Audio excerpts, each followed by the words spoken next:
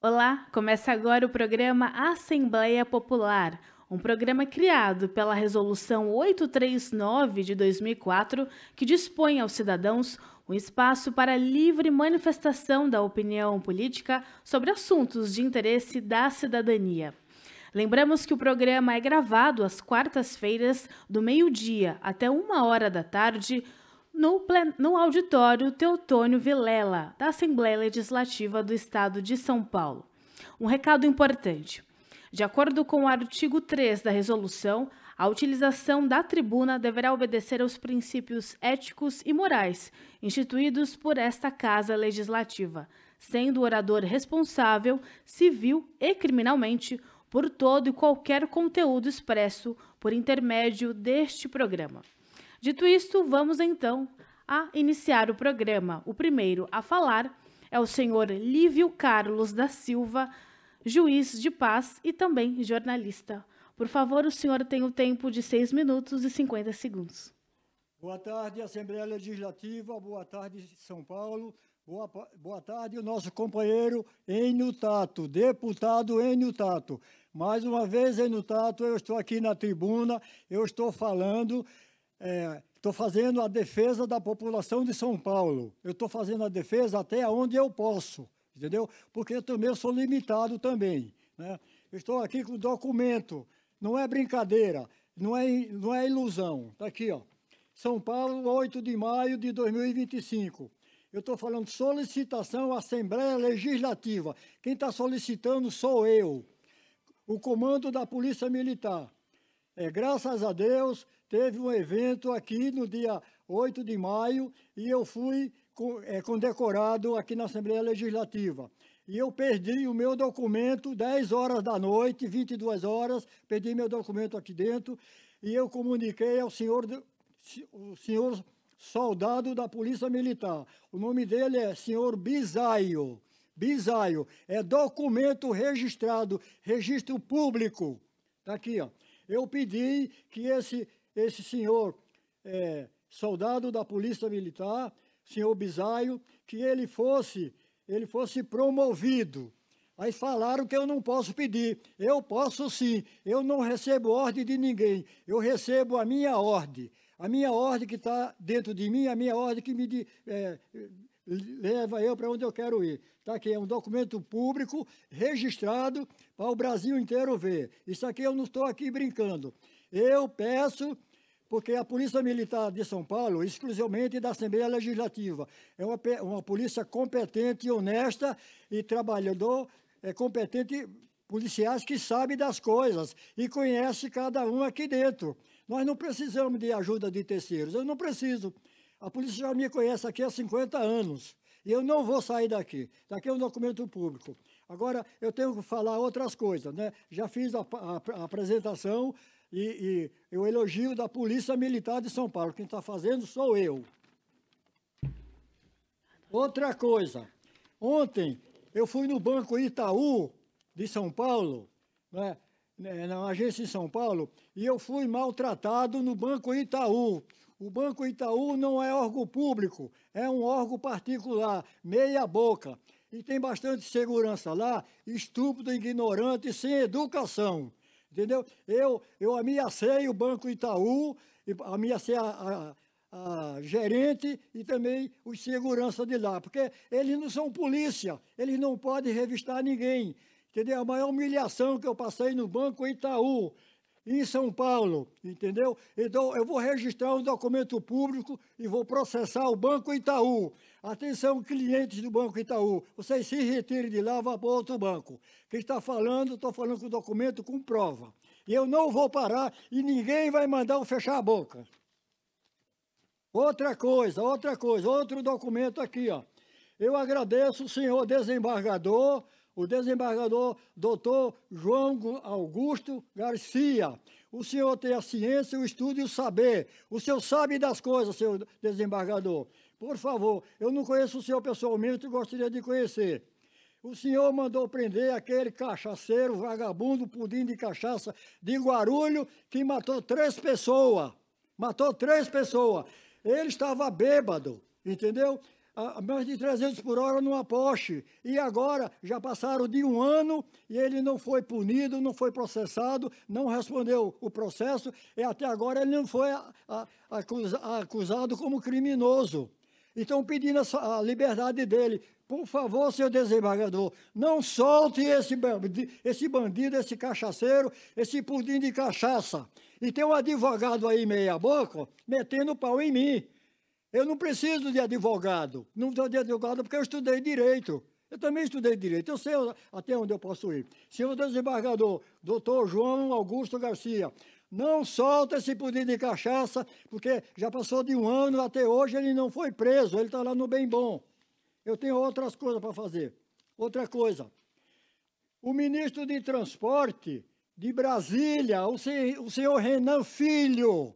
Senhor Renan Filho, o senhor está dormindo o tempo todo igual gato de armazém, sem fazer nada. Por favor, renuncie o cargo, renuncie de a vaga para outro que entende das coisas, porque o Brasil inteiro tem esses poderes de cachaça matando as pessoas. Aqui em São Paulo, mataram 300 pessoas nas faixas dos faróis, do semáforo.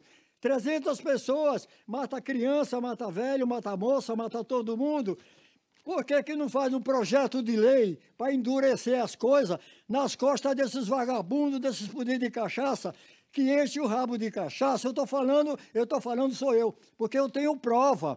Eu fui na delegacia de polícia falar com o delegado para pedir a cópia do processo, o delegado mandou me retirar. Eu vou representar esse delegado, vou representar, porque é o meu direito defender as pessoas. Eu estudei direito e ninguém vai mandar eu me calar, ninguém me falar. Está aqui, ó, outro documento, outra prova, está aqui, ó, a juíza, o nome dela, Isabel Begali Rodrigues, da 3ª Vara do Júri de São Paulo.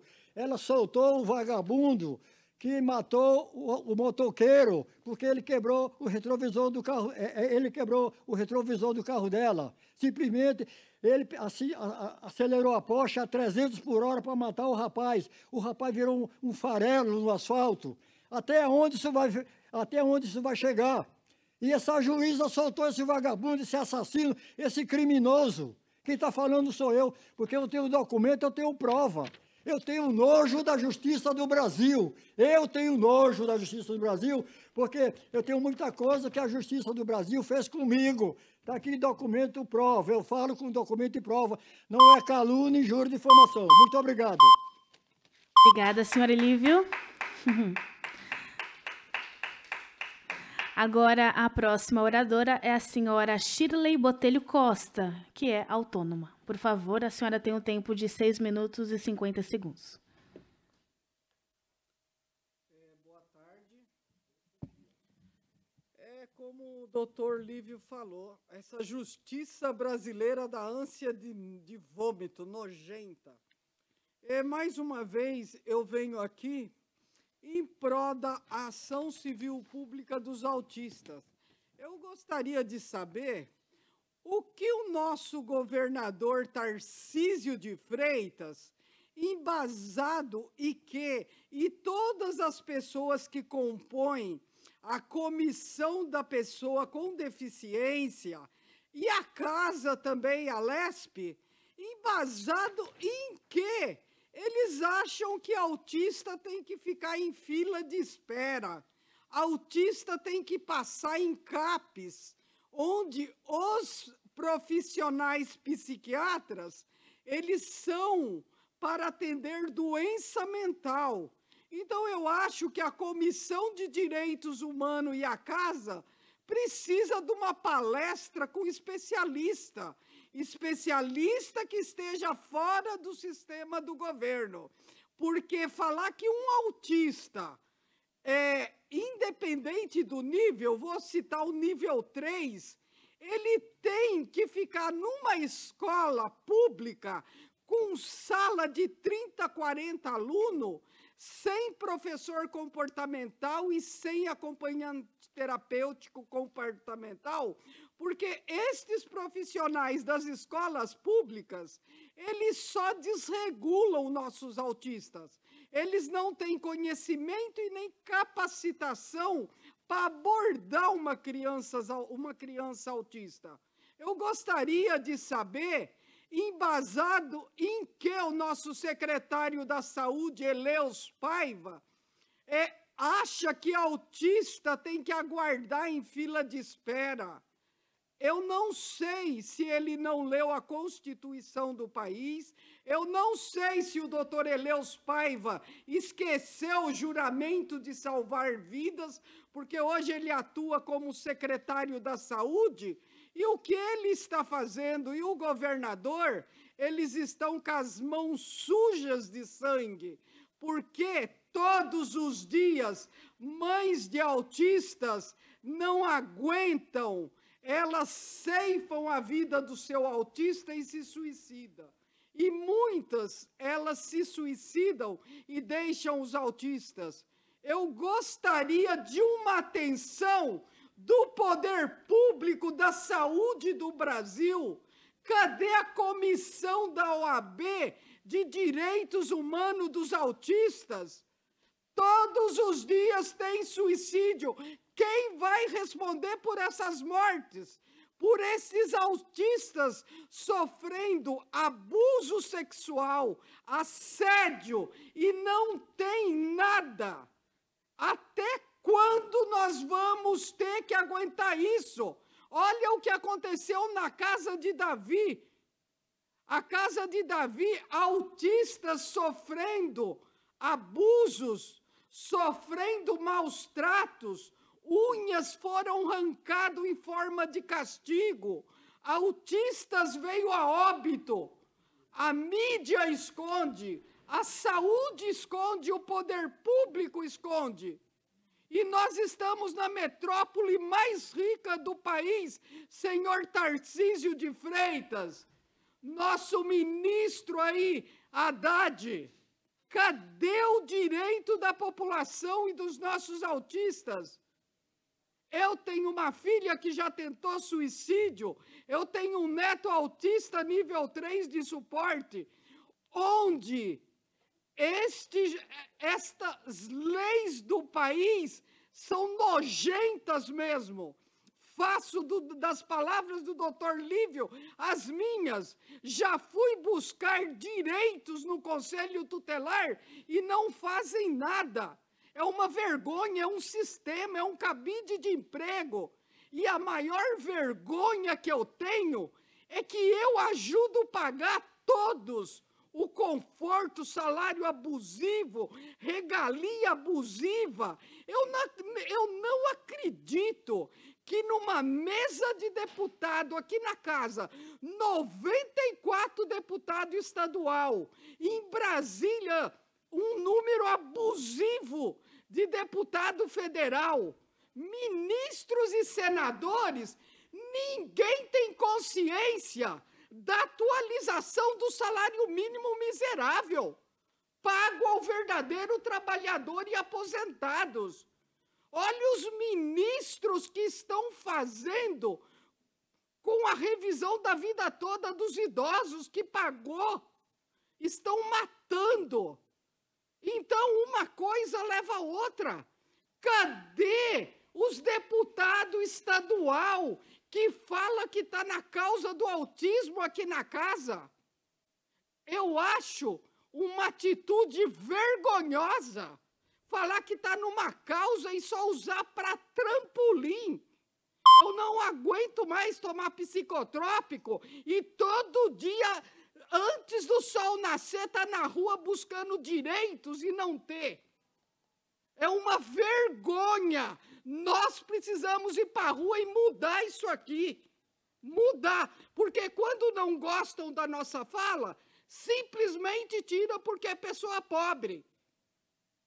Até quando nós vamos ter que passar por isso? Acordar pagando imposto, dormir, o imposto mais alto do mundo, para bancar regalias para parlamentares que não fazem nada. Eu tenho vergonha disso. Olha, a Greta Thunberg foi levar alimento para criança e foi presa. Aquela é uma ativista. Obrigada e boa tarde. Obrigada, senhora Shirley. Agora, o próximo orador é o senhor Valdemir Ramos de Almeida, empresário.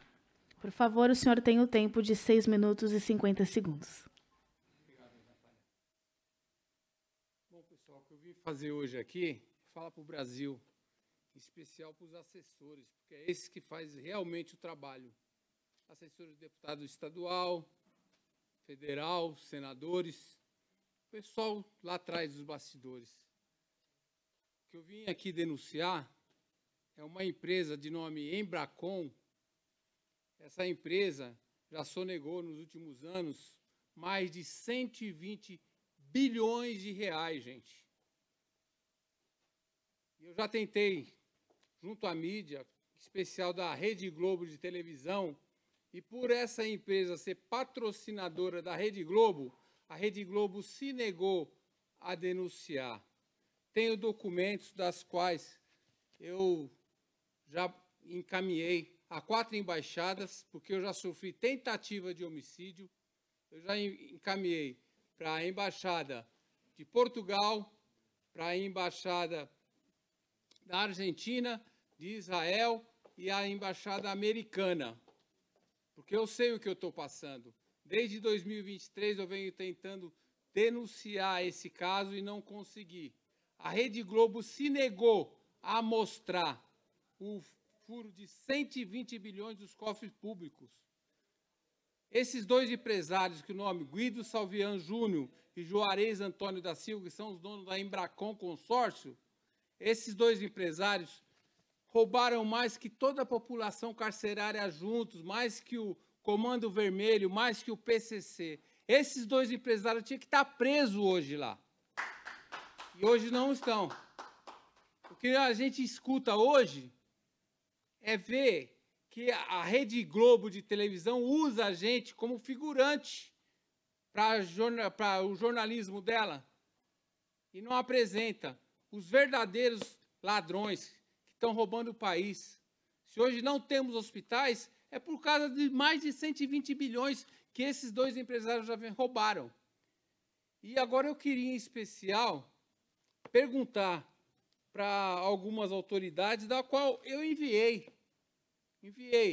Tenho denúncias que eu fiz, tenho protocolos e e-mails, tudo aqui, tudo registrado, como eu já disse, que eu enviei para 4 embaixadas. Embaixada de Portugal, Embaixada da Argentina, de Israel e Embaixada Americana. Eu enviei para a Polícia Federal, não tive retorno. Está aqui o protocolo para a Polícia Federal, para a Superintendência. Para o Flávio Dino, quando ele ainda era ministro da Justiça, eu enviei para o Flávio Dino. Enviei também para o Banco Central. Até hoje, nada. Nunca me falaram nada. O presidente da República, senhor Lula, enviei também. Para o ministro Haddad, eu enviei também. Para o Alexandre de Moraes, eu até vou ler. Boa tarde, senhores do gabinete do ministro Alexandre de Moraes. Gostaria de auxílio na denúncia de sonegação fiscal de cerca de mais de 2 bilhões ao ano da empresa de 33 anos, do nome Embracon, administradora de consórcio. Fato já relatado num boletim de ocorrência efetuado na cidade de São Paulo. Desde já agradeço a oportunidade. Está aqui o boletim de ocorrência que eu fiz. Está aqui também o comunicado da Rede Globo, que eu mandei para várias, não fez. Detalhe, dia 4/1 de 2024 eu fiz essa denúncia. Então, tem mais de 1 ano que todos esses órgãos sabem. A Rede Globo, eu entendo que ela recebe dinheiro para não denunciar.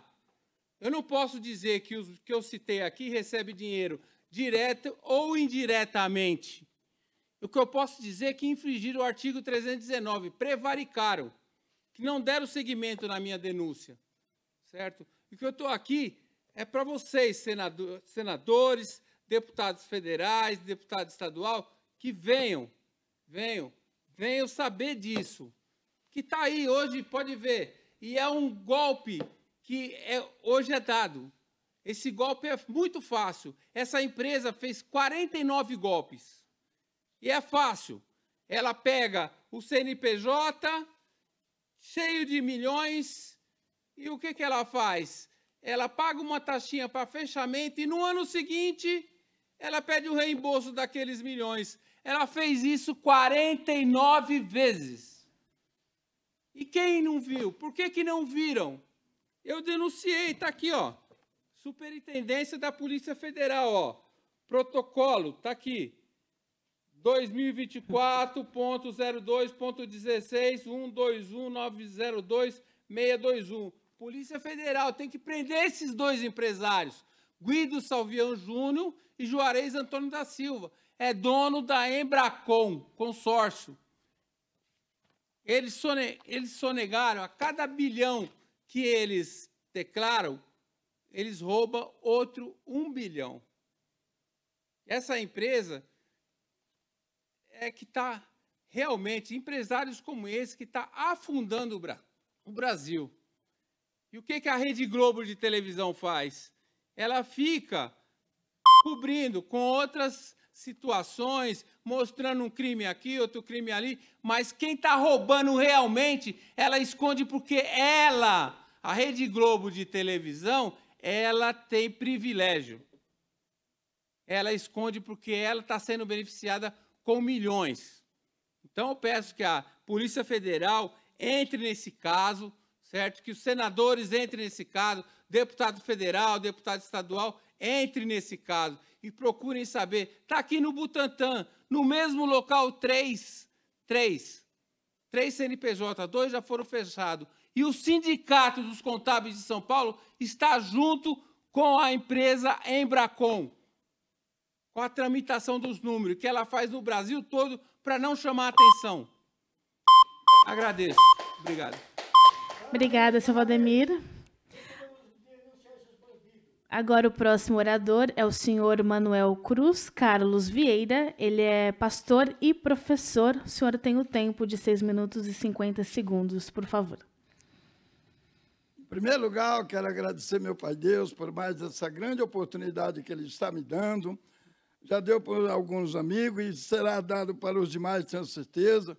Quero parabenizar a jornalista, cumprimentar ela, a jornalista Natália. Em nome dela, cumprimento todos os demais jornalistas do Brasil, se sinto representado, junto com o jornalista Lívio. E nada mais justo do que uma grande mulher como a nossa companheira de Diadema, Eliane, junto com as demais mulheres, se sinto contemplado também em todo o Brasil. Quero dizer para vocês que, entrando já direto na pauta, na pauta, que é exatamente sobre injustiça.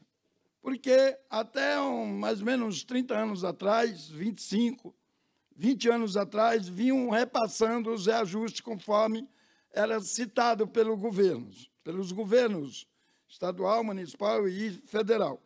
E daí, então, começaram a fazer uma defasagem. Vinha 30%, dava 20% e assim por diante. Com isso, todas as categorias no Brasil estão recebendo menos do que deveria estar recebendo. Continuam trabalhando tanto quanto antes, mas recebendo bem menos. Vou citar algumas delas, porque o tempo é segundos.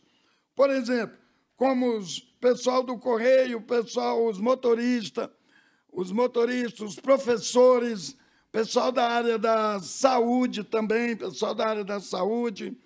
também, assim também como os GCM, os policiais, esse pessoal viesse recebendo corretamente, os seus percentuais hoje estariam recebendo em torno de R$10.000. Isso era o suficiente para ter o mesmo poder de compra dos demais há 20, 30 anos atrás.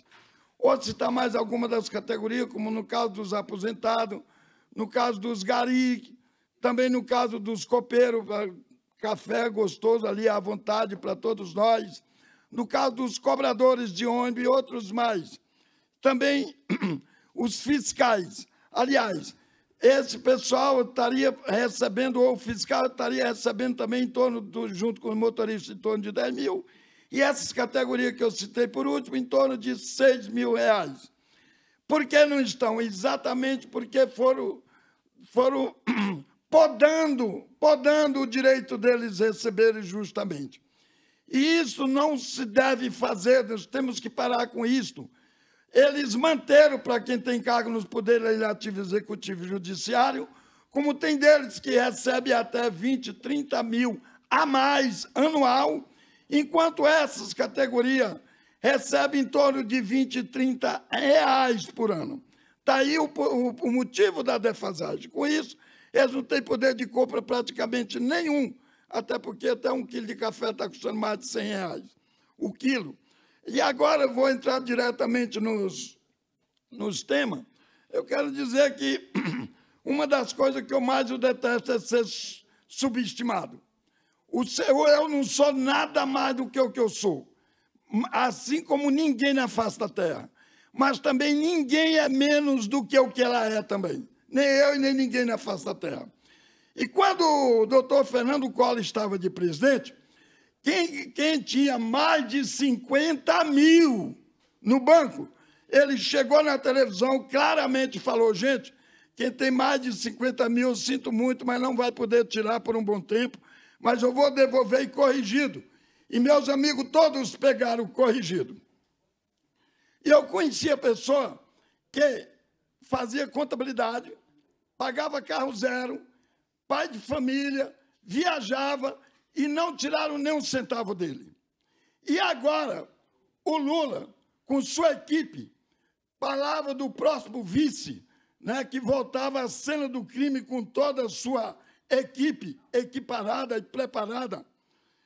Quero dizer que eles tiraram de pessoas, veja bem, o Collor foi acima de 50 mil e foi taxado como tirou dinheiro de pobre.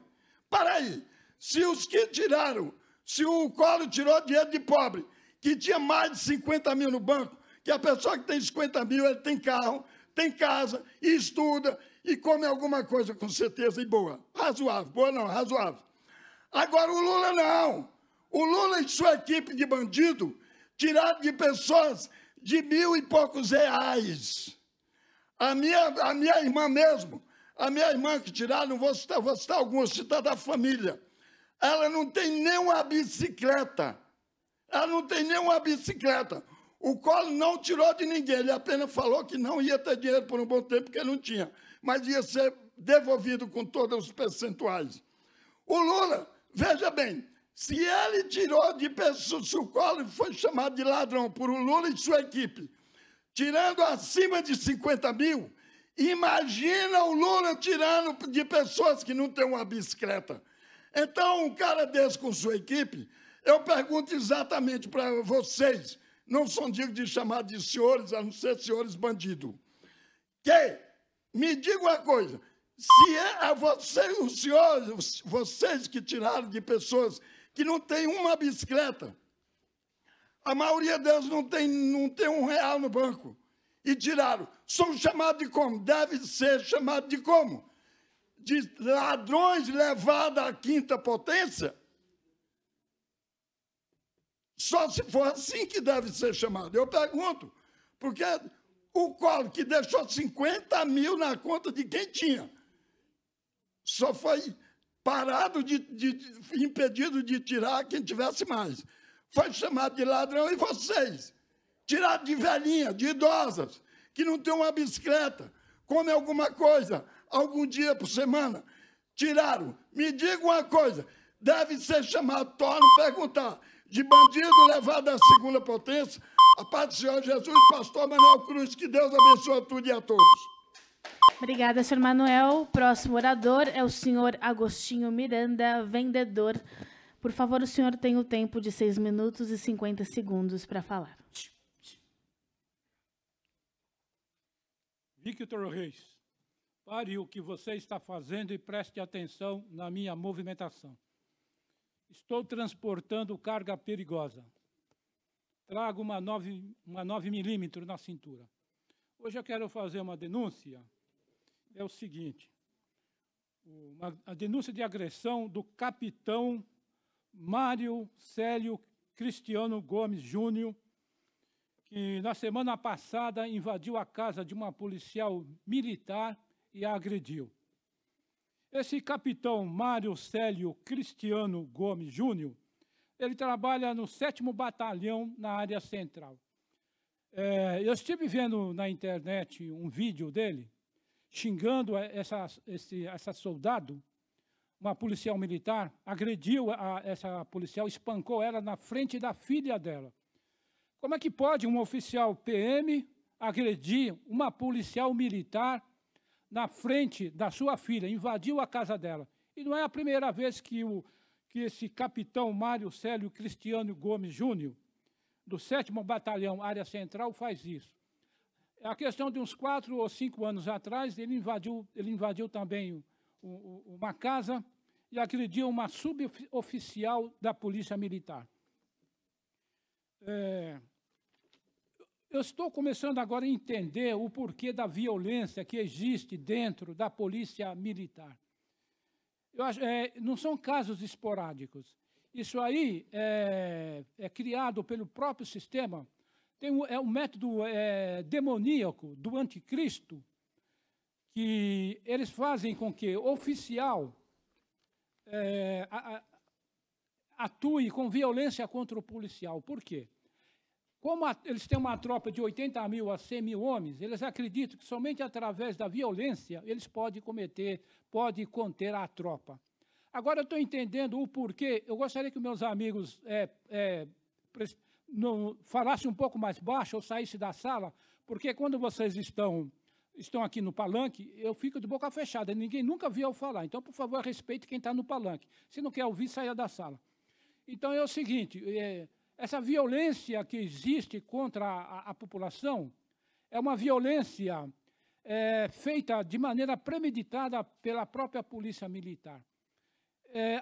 Há muitos anos, há vários anos, eu ouço falar de pessoas que nós deveríamos desmilitarizar a polícia.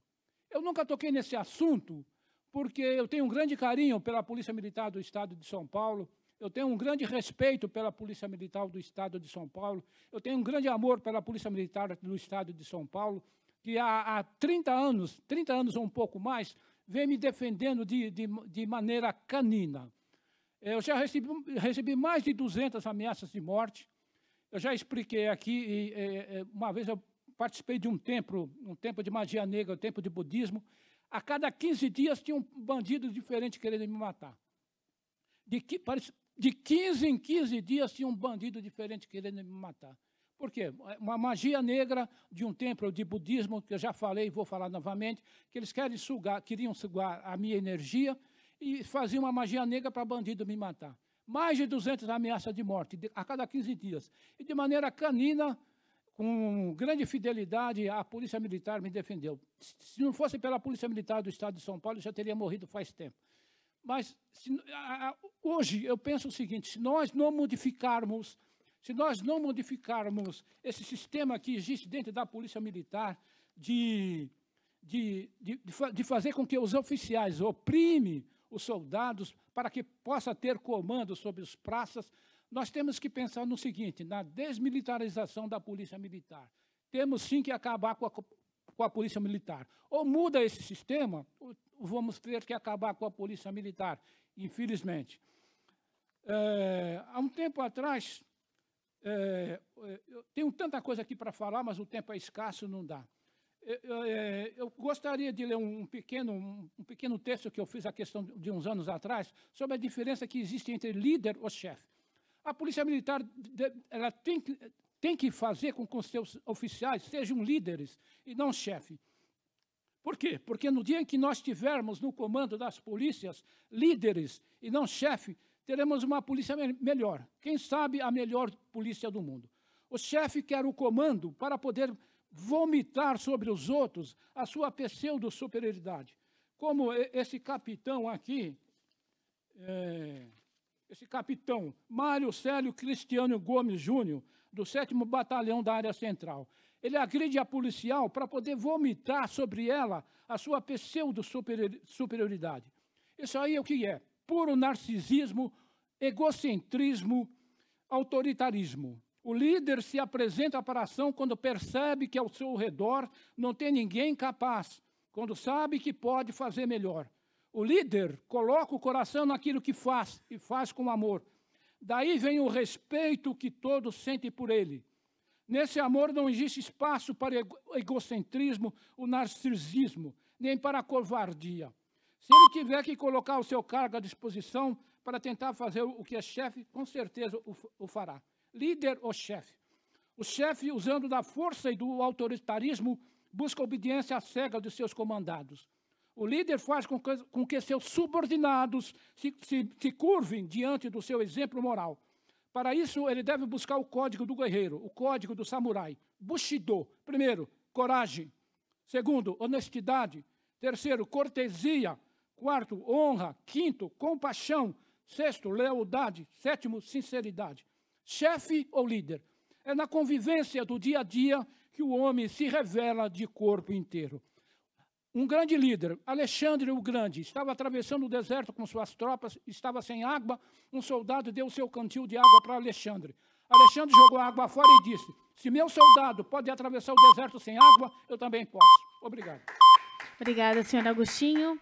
Próxima oradora, Eliane Rodrigues, líder comunitária. A senhora tem o tempo de 6 minutos e 50 segundos.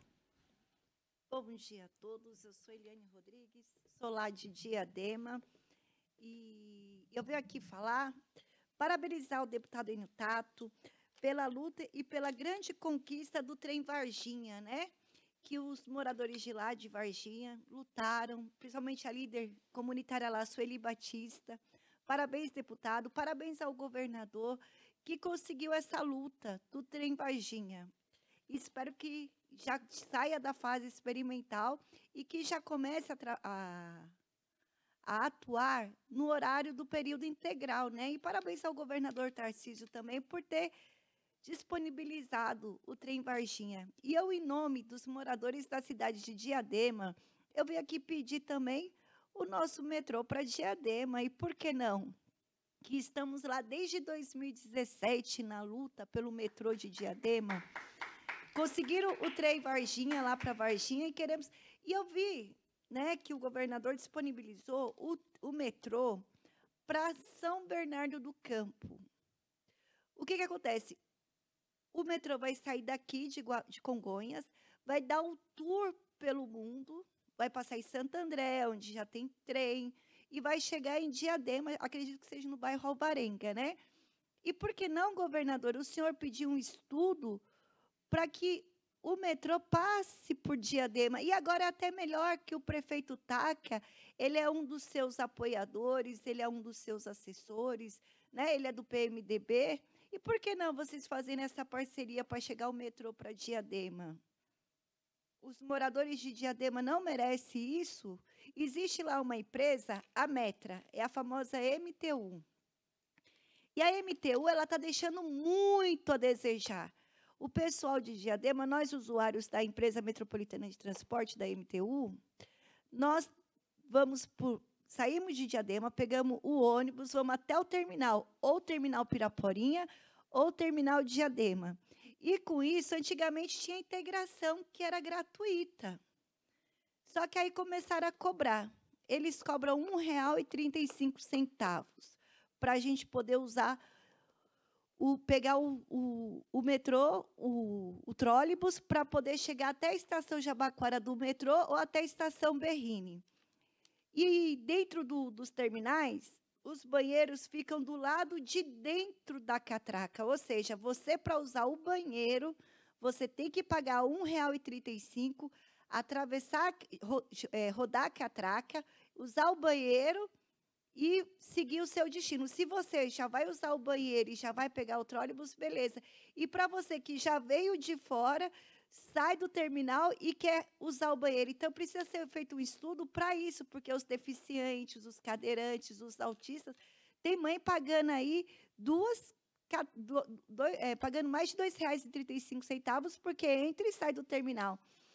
Então, eu gostaria de pedir um estudo, porque Diadema é um município onde está beirando aí uns 800 mil munícipes na cidade, né?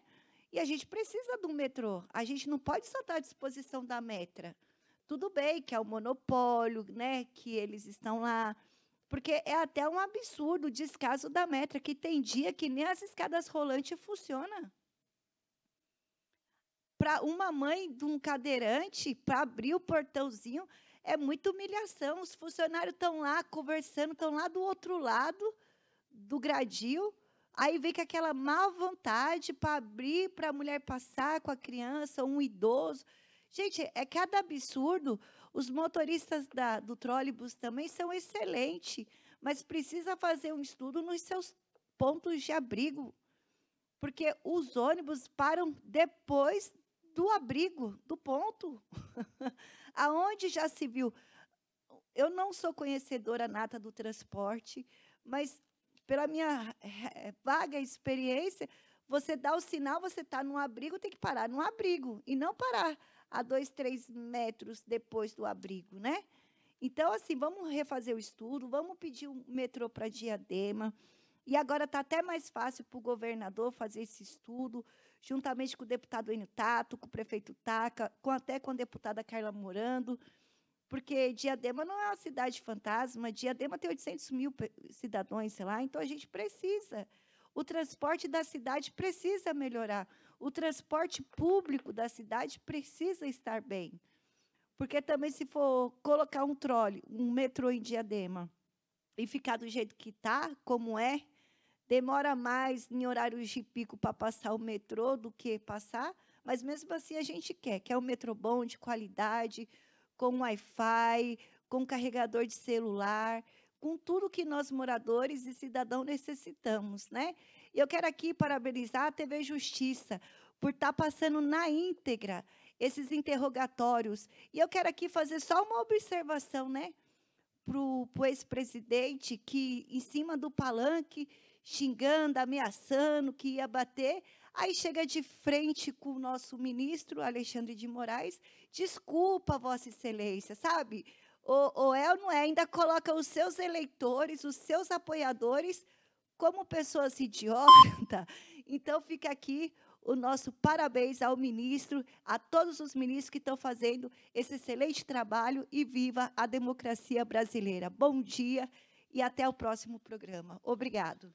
Obrigada, senhora Eliane. Próximo orador é o senhor Guilherme Henrique da Silva, garçom. Por favor, o senhor tem o tempo de 6 minutos e 50 segundos. Olá, pessoal. Boa tarde a todos os assistentes e os telespectadores da Assembleia Legislativa do Estado de São Paulo. Eu sou o garçom. Mais uma vez estamos aí com alegria, né? Vim aqui, tenho 6 minutos para poder estar falando o que eu gostaria. Olha, nós precisamos criar um dia especial para as pessoas que foram amputadas no nosso estado de São Paulo, porque o número de amputações tem crescido demasiadamente no nosso país, de maneira crescente. Temos crianças, jovens e pessoas idosas que foram vítimas de acidentes automobilísticos com carro, moto e ônibus, que perderam os seus membros em acidentes. Nós precisamos também falar acerca da escala 6x1, mantê-la para que os trabalhadores e trabalhadoras possam ter direitos a trabalho, emprego e vida digna. Uma das coisas muito importantes que eu queria falar, né? Uma deputada do PSOL, Érica Hilton do PSOL, falou exatamente isso. Eu queria até dizer aqui, claro, ela disse que nós precisamos de descanso para a classe trabalhadora. Hoje, no dia de hoje, quarta-feira, às meio-dia e 48, às 53, estou aqui na minha escala, descansando com alegria, né, deputada? E claro, né, nós sabemos por que essa deputada tem se empenhado na questão de tentar acabar com a escala. Porque quer gerar desemprego. E não só isso, né? Nós vamos também denunciar aqui o roubo exorbitante que o governo Lula tem feito aos aposentados e pensionistas com os descontos que tem feito, né? Minha mãe é aposentada, pensionista do INSS. Hoje temos uma fila de 2 milhões de pessoas esperando por um benefício social que não tem e que não vai ter de maneira nenhuma.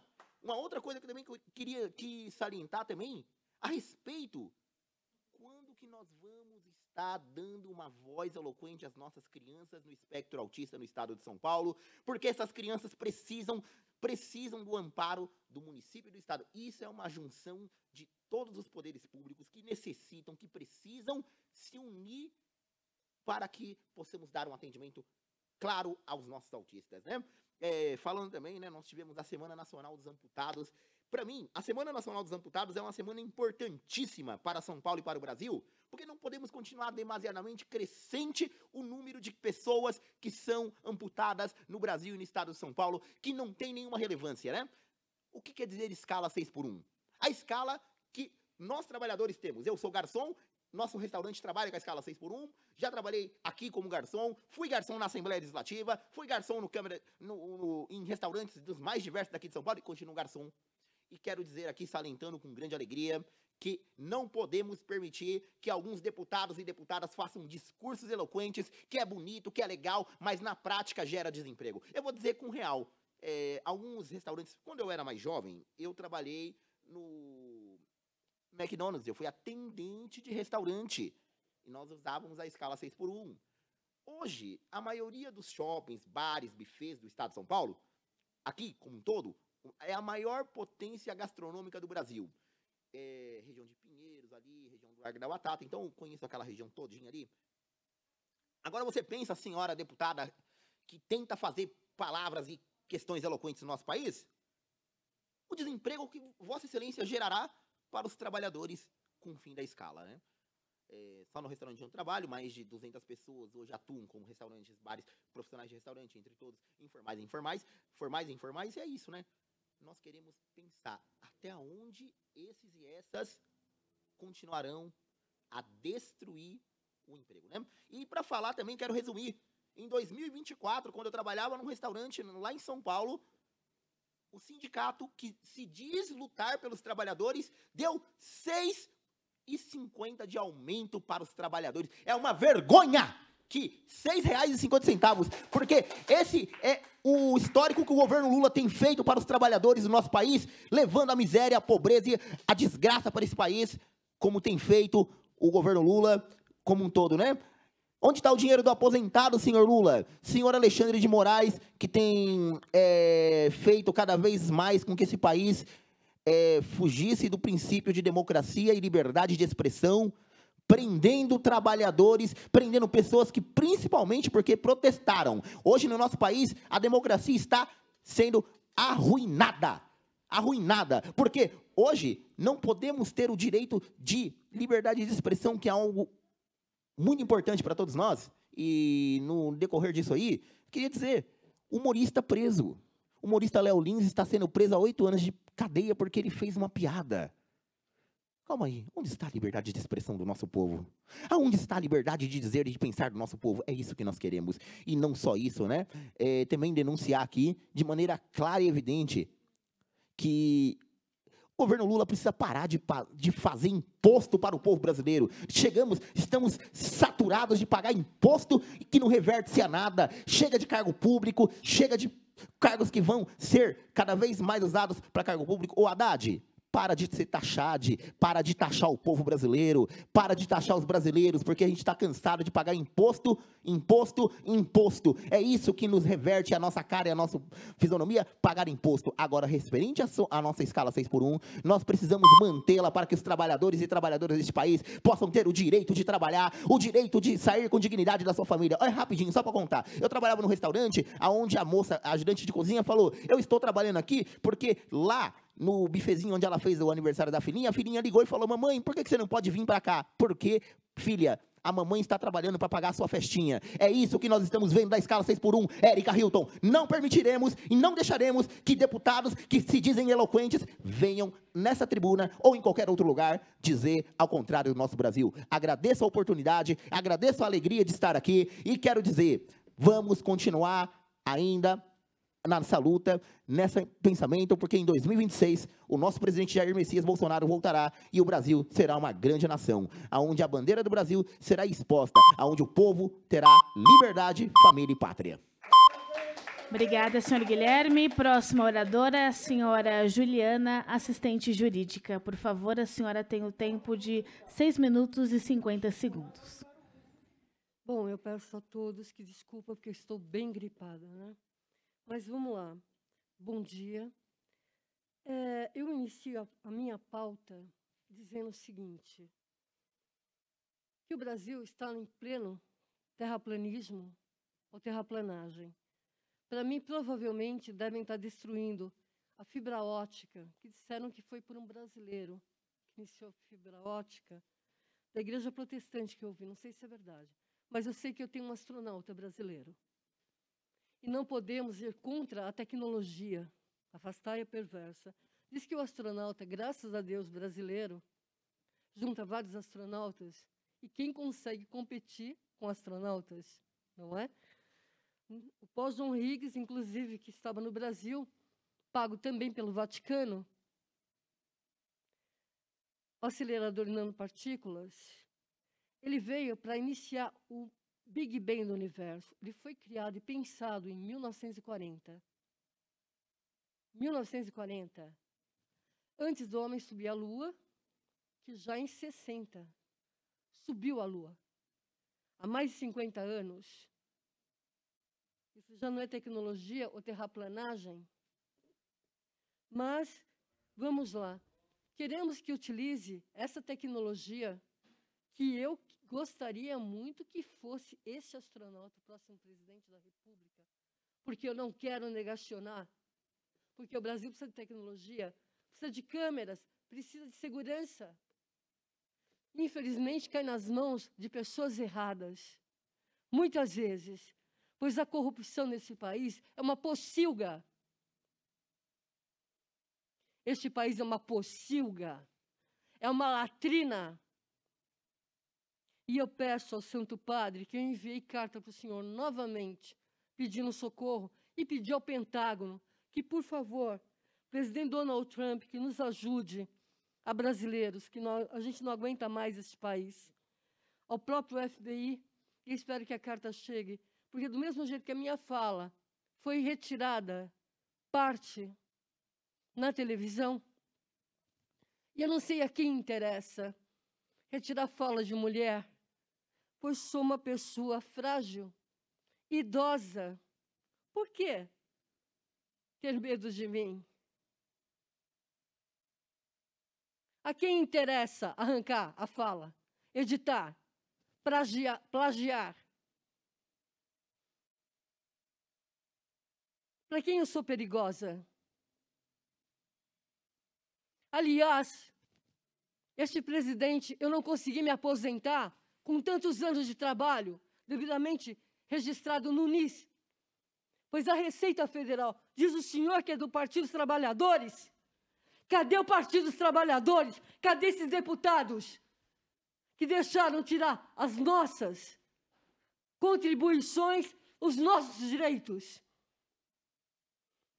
Deixaram apenas 30 dias de trabalho. Muitos não conseguem nem se aposentar, nem trabalhar.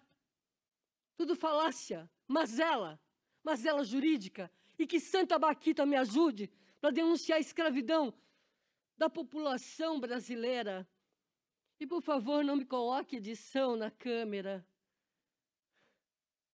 porque eu não sou perigosa, perigosos são vocês. Mas, Dia dos Namorados, né? Começando, vamos passar para outra coisa, porque senão eu vou começar a ser sacaneada, né? É a cara.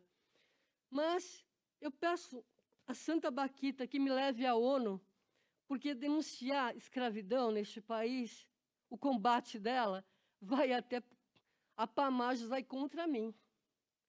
Que a Associação dos Magistrados, não é? Há procuradores envolvidos que favoreceram, né? a situação de escravidão neste país. É incrível. Para se um magistrado cometer crimes, o Ministério Público, se sabe, tem obrigação e interesse de agir. Ele é o custos legis. Tem a obrigação de agir. Ele é o custos legis. Mas peço, inclusive, à ONU que retire a Organização das Nações Unidas, que retire, principalmente, várias entidades que são consultores da ONU como direitos humanos. Nós temos observatórios de direitos humanos, graças a Deus, que vem dizer o que está acontecendo. Minha filha continua desaparecida, não tenho respostas de nada, nem ouvida. Nem ouvida. E eu quero lembrar o secretário de Justiça, a Secretaria de Justiça, ao vice-presidente da República que eu tive um encontro com a Anistia Internacional Verdadeira Tim Carril, do qual, sempre salvando vidas, eu salvei a vida, principalmente de um chinês, não sei se ele é brasileiro ou chinês, dono da Galeria Pajé. Nunca tive contato em nada, que queriam matá-lo por causa de ser rico, na carceragem desse país. Nunca levei um centavo, nem o conheço, nem sei se é Pajé ou Bagé. Mas eu queria dizer, Anistia, de toda essa situação, né, da escravidão, de tudo que acontece, que afronta todos os meios. Se você pegar TCC, tantos trabalhos jurídicos e outros, você vai ver o copia e cola, o plágio, né, em todos os lugares. E não subestimem a inteligência e muito menos aonde vai. Porque eu fui fazer pedagogia, inclusive, depois do direito, eu fui obrigada porque eu fui operada. Foi retirado o mioma urgente e disseram para mim, vem, faz o fraude ali, né? Eu fui policial, fiz direito para fazer direito, não para fazer coisa errada. Eu falei, não vou fazer isso. E lembrando que o presidente da República estava na França e os brasileiros dividindo comida com saco de lixos de fezes. Neste país, o impostômetro hoje, sabe quanto? Obrigada, senhora Juliana. 1,775 milhões. Obrigada, tempo esgotado. Próximo orador para fechar o nosso programa é o senhor Allan Kardec Lopes da Silva, palestrante espírita kardecista. O senhor, por favor, tem o tempo de 6 minutos e 50 segundos. Novamente estou aqui na TV Alesp para compartilhar com a humanidade, porque desse parlamento vai ser realizado o primeiro projeto Educação com Espiritualidade. Porque todos os problemas, global, não é só na cidade, todos os problemas são espirituais, de origem, vida passada, somado com essa vida. E para que todos os parlamentares, governos, global, para que todos conscientizem que existem duas humanidades no planeta Terra. Em cada cidade existe duas populações de espírito, os encarnados, que somos nós, e os desencarnados que viveram vida passada, mas permaneceram no planeta Terra. E eles precisam ser reconhecidos. E aqui eu os represento para que os governos reconheçam essa humanidade, para que cada medida, cada projeto tem que estar lá dentro, constando os seres humanos que chamam espíritos invisíveis, porque eles estão conosco, convivem conosco em toda parte, em qualquer ambiente, e eles têm seus problemas, só que tem uma diferença, eles são invisíveis, que ninguém os percebe, ninguém os entende, porque não existe a morte, senhores.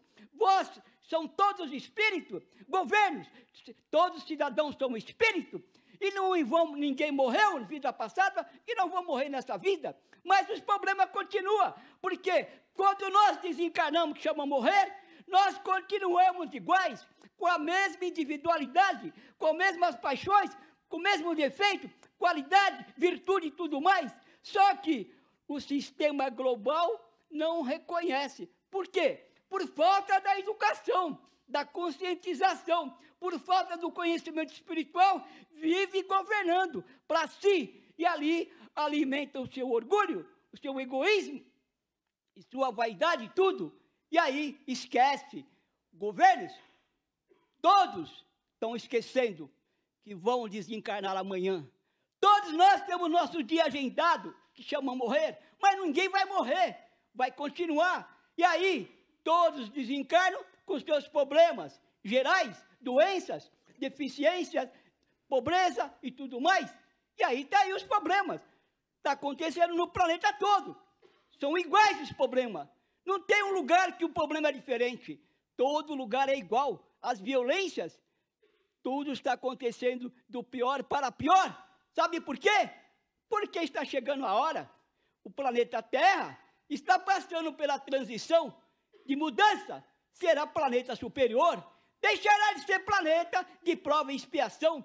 Por isso que tem aí os seres humanos que chamam, deficiência, com doenças diversas, problema, miséria, e eles manifestam nas suas condições que estão.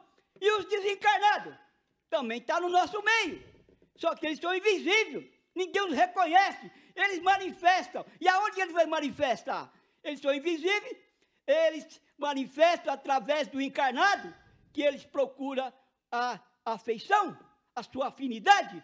O desencarnado manifesta e ninguém os percebe. Está todo mundo aí cego, surdo e mudo.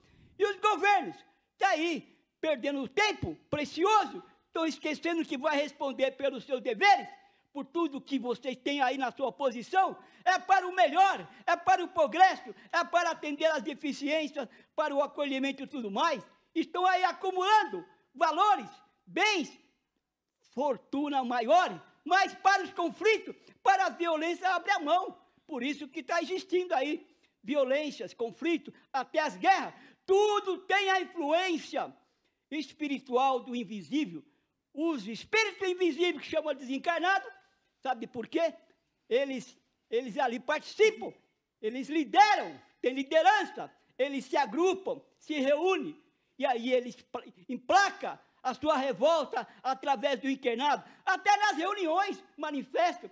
Por isso que tem guerra, conflito, miséria, doença, e o pior do pior, que é causar mais problema, mais pobreza, mais miséria, mais fome.